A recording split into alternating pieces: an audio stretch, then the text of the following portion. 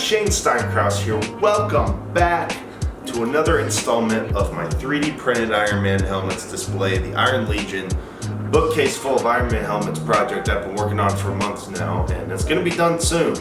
But today I wanted to show you guys an add-on that I have to the Iron Legion. If you're an Iron Man fan like me, this is a super fun and easy project to work on. If you want something to look at like a night light or something that lights up your room that's Marvel themed or Iron Man themed for that matter, this is the way to go. And I'm going to show you guys what it is. It is the Mark 50 arc reactor from Avengers Infinity War, from the Mark 50 Iron Man suit that he wore, the Nanotech suit. This is 3D printed and it's super easy to put together, super easy to decorate, and super easy to electrify. And I'm excited to talk about it with you guys today. So let's jump right into this thing and roll the intro.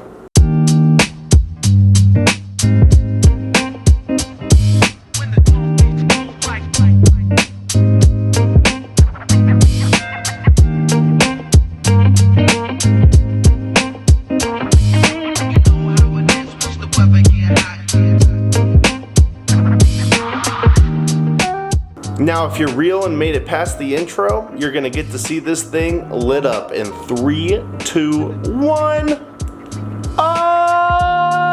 Yeah, this thing turned out pretty sick and it was pretty easy to make. So let's start off where I got it. So this was a resin print that I purchased from the famous Frankly Built. If you haven't heard of him, he has 2 full 3D printed Iron Man suits. Go check him out.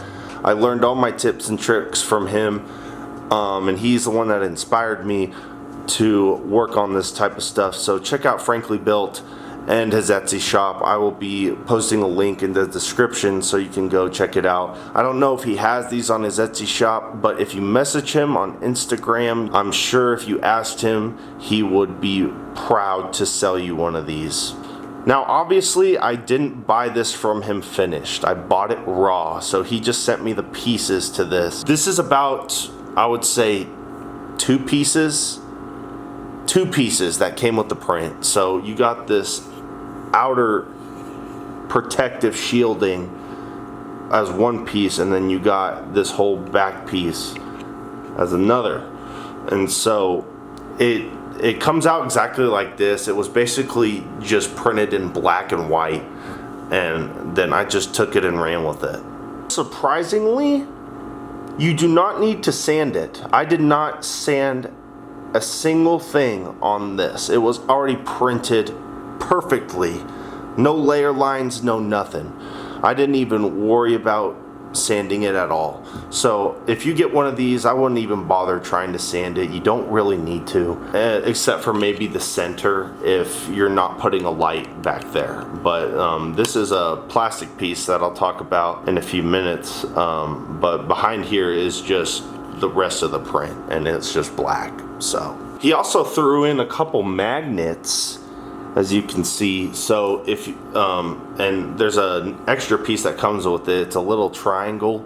That way, if you wanted to clip it to your chest, you could just put it like so and it would stick. So that's pretty cool. So since I didn't have to sand, I just jumped right into the painting process. So what I used was your basic 1K primer on this. I primed this a few times. If you just run to Walmart and get yourself a can of Rust-Oleum primer, that should suffice on this. And so I went and I primed this with a 1K primer, and then I also used Rust-Oleum Gunmetal Gray to paint this outer portion. But I didn't just use spray paint on this. I had some help from my girlfriend on this, who's really good with acrylic paints. I just wanted to shout out my beautiful girlfriend Lily for helping me on this. She's very artistic, and I'm just super happy we were able to work on a project together. So, love you. Speaking of acrylic painting, the next thing that I did after I painted this gunmetal gray, I handed it off to my girlfriend, who loves to paint. So what I told her to do was I didn't want it to just be regular gunmetal gray. I wanted it to have some wear on it. And so what I told her to do was to take some black and then dip the brush in some water and just kind of paint over the edges, and that worked out super well. Let me get this focused and you can see it on the outer sides right here, all the holes, all that's the paint that went into it. So I mean, you got your gunmetal gray out here, and then the black just kind of stuck to the edges. We just wanted the edges to stand out a little bit more, and so she used black and then dipped her brush in water and then painted over the whole thing. That way the whole thing wasn't painted black and it was just sticking to the edges. And so that was pretty simple. She also added these little touches of gold here on some of the ridges, and that gave it a little bit more color. The next thing I did with this arc reactor is I obviously wanted it to light up. So I bought an LED chip that you can find on AliExpress.com. They're super cheap, maybe like $3 to $5. I'll post a picture over here of what exactly I bought. It comes with a USB cord, so I could hook it up to my Google Home and have it be controlled through that. I drilled a little hole in the back so I could fit the wires through there, and then we had to solder the wires onto the light to make it work. So be very careful when doing this. You don't want to ruin the wires. Obviously don't electrocute yourself, but just be careful when welding the wires, or soldering, I should say, soldering the wires onto the light. The last thing I did for this project, it's actually pretty creative. We had to get pretty creative. The last thing I wanted to do was I needed to find a blue overlay where the light could shine through, and I couldn't for the life of me find anything.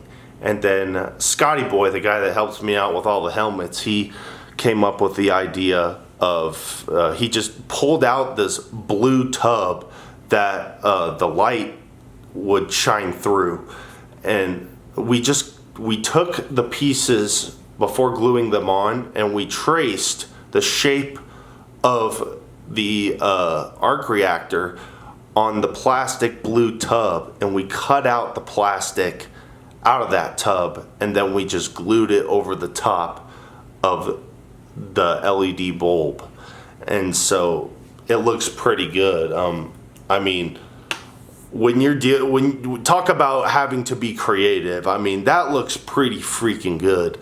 That's just the plastic part of a tub that we found, and so you could find just about anything. You just got to get creative. If you don't have an overlay, look for some plastic tubs that you might have. If they're blue, that would be better because that gives it more of the blue look you're looking for.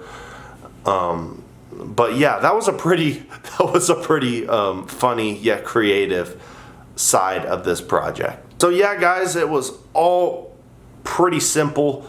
I used to have this over there over the top of my helmets, but then I got another arc reactor for Christmas. I need to find a place to put this thing on the bookcase, and I'll get to that when I have more time.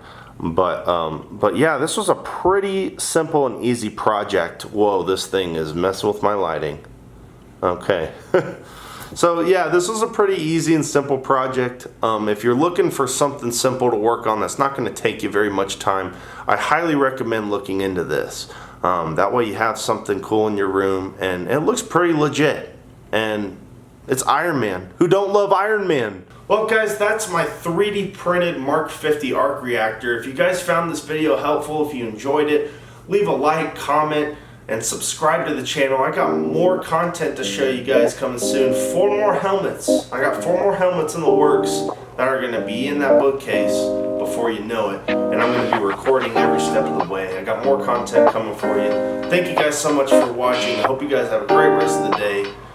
And stay tuned for more.